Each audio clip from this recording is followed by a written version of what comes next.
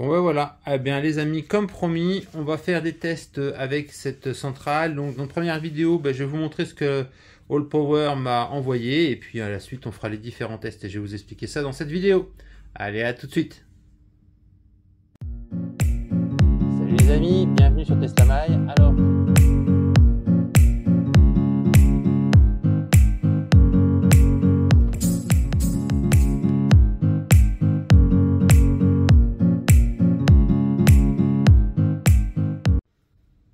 bon voilà, allez, on est dans le garage, j'en profite un petit peu, vous avez vu le bazar, et on va parler un peu de ça, de ce nouvel appareil, ainsi que de ça. Ah ben non, pas la Tesla, non, on va parler de ce qui est par terre, au pied de la Tesla, les panneaux, le panneau souple. Alors je vous explique le principe. En fait, j'ai demandé à All Power, en fait, d'être autonome en énergie, en plus de ce que j'ai dans mon van. Donc dans mon van, j'ai actuellement 100 ampères sur une batterie lithium, avec un système de recharge qui se recharge avec l'alternateur, et je voulais pouvoir avoir un système autonome et me permettre de recharger via le solaire et éventuellement via la voiture sur ce système autonome. Donc j'avais dans l'idée en fait de pouvoir coupler jusqu'à 500 watts, voire un peu plus de chauffage.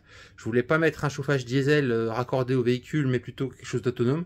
Donc je m'étais dit, tiens, pourquoi pas essayer de brancher un petit chauffage électrique là-dessus et voir un peu l'autonomie que ça pouvait avoir. Donc la priorité déjà là, ça va être de tester l'appareil, de vous le présenter, et puis ensuite on va le tester en décharge, et on le testera. Alors bien sûr en ce moment il fait pas très beau, mais on le testera en charge pour voir un petit peu ce qu'il en est.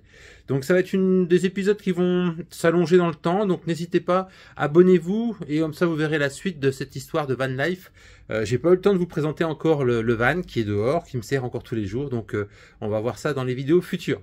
Allez, on va passer à la présentation de la centrale, de ce que c'est, et puis du panneau solaire. Je vous avouerai que le panneau solaire, j'ai reçu aujourd'hui, donc j'ai pas encore eu le temps de le déballer, donc on va le faire ensemble. Allez, on regarde ça tout de suite. Donc voilà, alors quand vous recevez la centrale, en fait, vous la recevez dans ce joli carton. Je vais vous remettre en grand angle, parce que comme ça, vous verrez un peu mieux. Voilà, dans ce joli carton, très bien emballé, hein, ça, il n'y a pas de souci. Voilà, un carton, dans un carton, on va passer... Passons un peu les choses importantes. Enfin, pas importantes, je veux dire. Bon, c'est bien. Alors, on va regarder un petit peu les caractéristiques. Donc, on nous annonce que c'est une batterie lithium-ion qui fait... alors, 3,7 volts, 606 Wh. Ensuite, bon, il y a des dimensions qui sont cohérentes. Un tout petit poids, 7 kg. Donc, franchement bien. Ensuite, qu'est-ce qu'on a comme info? Bon, bah, toutes les infos classiques des différentes sorties. Donc, en sortie, on a de l'AC jusqu'à 700 watts en continu et en surcharge en 1400 watts. Alors, on regardera. J'ai fait un test déjà là avec un petit chauffage. Bon, je suis pas très sûr de cette information de 1400 watts en charge d'un coup, mais on verra bien. En sortie, on a aussi du 12 volts 5 ampères. On a une version sortie voiture en 12 volts 10 ampères. On a des USB, donc 3 USB et un USB-C. Voilà un peu ce qui nous est sur la boîte. Alors, on va tout de suite regarder la bête. Alors la bête, je l'ai déjà mis en charge. Je me suis amusé un petit peu à la mettre en charge. Alors, on va la débrancher. Alors, hop, les charges se trouvent ici. Donc, je vais vous faire un petit peu le tour de la petite bête qui présente vraiment bien. Je vous dis comme ça, mais le poids, franchement, alors la poignée, elle a un style système, c'est un petit peu dur, mais c'est normal, faut pas qu'elle puisse se promener toute seule. Voilà, donc vraiment une batterie vraiment jolie, pas lourde du tout, hein. Regardez-moi, d'une main, je la soulève, donc il n'y a vraiment pas de souci. Vraiment une batterie bien finie, vraiment quelque chose de propre. On va passer en façade. Donc en façade, on a quoi? On a les deux prises 220 en haut, on a deux petites loupiottes. Donc ça c'est bien en van life, quand on a un manque de lumière, pof, on sort ça, et vous allez voir, attention aux yeux, aïe, ça fait mal. Voilà, donc on va pas le remettre. Ensuite on a, alors vous les voyez pas, mais on a trois boutons. Vous voyez les boutons, mais vous voyez pas à quoi ça sert. Le premier bouton, c'est pour déclencher le Bluetooth. C'est pour pouvoir connecter, parce que vous allez pouvoir vous connecter, vous verrez dans l'application, on peut se connecter à la batterie. Le deuxième bouton, c'est le DC. Donc on appuie dessus, et ça va donc activer le DC et les USB. Et le troisième bouton, c'est le AC. Il faut appuyer un peu plus longtemps pour l'enclencher. Voilà, il y a une ventilation qui se lance et le AC se lance. La ventilation, ça permet de refroidir les batteries. Alors vous voyez, la batterie est à 80 là. Pour le moment, je ne l'ai pas encore complètement chargée. Je vais la charger au taquet pour voir. Vous voyez, sur les petits écrans, ben, on a ce que ça indique. Donc on a les USB, on a le pourcentage de la batterie. On a le nombre d'heures de fonctionnement possible avec la consommation à 0, donc pour le moment rien, parce qu'elle consomme un petit peu de courant quand même celle-ci. Le DC et le AC en prise de 120, comme quoi c'est bien branché. Et là c'est la puissance de sortie, c'est ce que vous consommez à la sortie. Tout à l'heure j'ai branché un petit ventilo, ça me faisait 17 watts, bon voilà, c'était pour un petit test. Ensuite, on va regarder sur le côté. Hop, sur le côté, donc là c'est là qu'on a les USB-A. On a 3 USB-A, un USB-C. Et on a une sortie DC 12 volts, c'est ce qu'on avait vu séparément. Ensuite, ben là on voit pas, je sais pas si vous voyez un petit peu, une petite lumière rouge et ça ventile derrière. Voilà. Petit ventilo de refroidissement qui se trouve ici. De l'autre côté, nous avons les entrées. Donc l'entrée classique pour brancher le transformateur et l'entrée panneau solaire et une entrée 12 volts. Alors je vais essayer de l'ouvrir. Je sais pas si je réussirai à l'ouvrir. Alors je vais pas forcer comme un bourrin. Si j'ouvre du mauvais côté, ça n'ira pas. Donc voilà, l'allume-cigare quoi, hein, l'entrée allume-cigare classique en DC 12 volts. Voilà. Et puis après, ben, en dessous on a l'étiquette de conformité. Et puis c'est tout au niveau des branchements. Donc on est à 80. Donc l'idée, ben, je vais la brancher. Vous voyez, donc on vient brancher le transfo. Le transfo, je vais vous montrer. Transfo, c'est un transfo classique. C'est peut-être un petit peu le bémol qu'on peut donner. Voilà, c'est un transfo classique, ça consomme pas mal. Donc on verra bien au niveau de l'usage.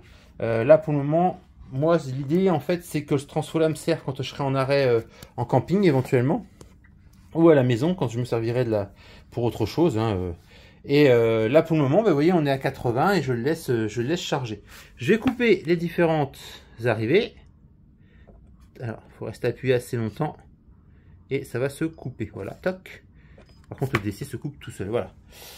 Donc le principe, vous voyez, deux prises 220 de chaque côté. On va la laisser charger et on va déballer ensemble le panneau solaire. Donc le panneau solaire, le voici. Après je vais faire un petit peu de place.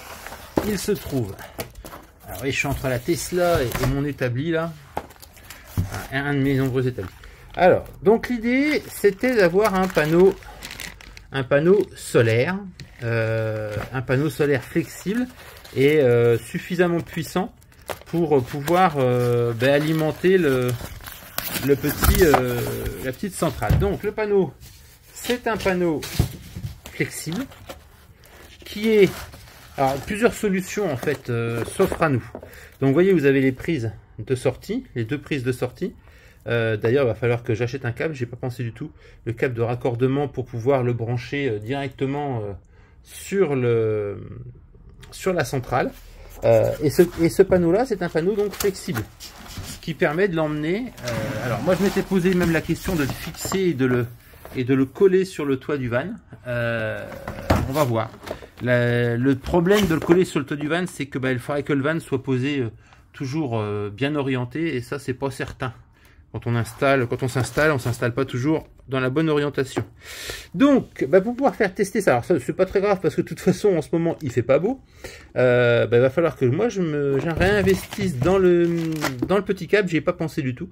Donc je vais investir dans un petit câble de branchement panneau pour se remettre directement sur MacPherson en truc de genre, branché directement sur la centrale. Ça c'était pas fourni, mais c'est pas grave, on va commander ça, c'est pas bien cher.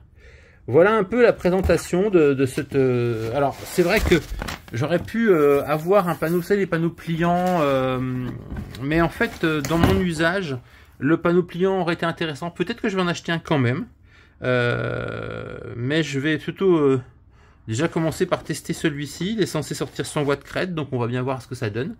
Et puis en fonction de ce que ça donne, je verrai, parce que l'installation... Pour la petite histoire, l'installation sur le toit, j'ai double sortie ici, je sais pas trop comment je vais me débrouiller, donc je suis pas sûr de le mettre sur le toit. Je verrai bien, je vais voir. On va y réfléchir tous ensemble. N'hésitez pas à me donner votre retour, votre avis.